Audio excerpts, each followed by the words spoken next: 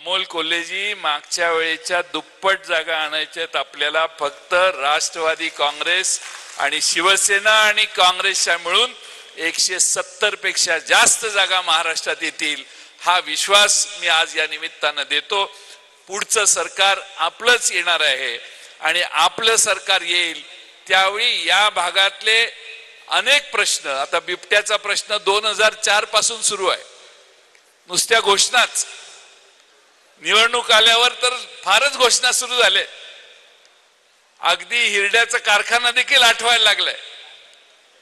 निवडणूक जवळ आल्यावर काय काय आठवायला लागले. अरे इतके वर्ष तुम्ही सत्तेत होता त्यावेळी नाही आठवलं, पण आता आपल्या हातातनं माणसं गेली हा विश्वास आल्यावर तुम्ही म्हणाल ते देण्याची तयारी आहे.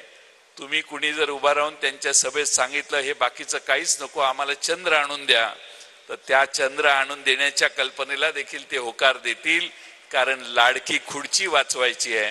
आणि हे सगळे जे चाललंय ते लोकसभेच्या आधी बहीण लाडकी नव्हती, लोकसभा झाल्यानंतर बहीण लाडकी झाली, लाडका भाऊ झाला. सगळ्या गोष्टी लोकसभेच्या नंतर आहेत.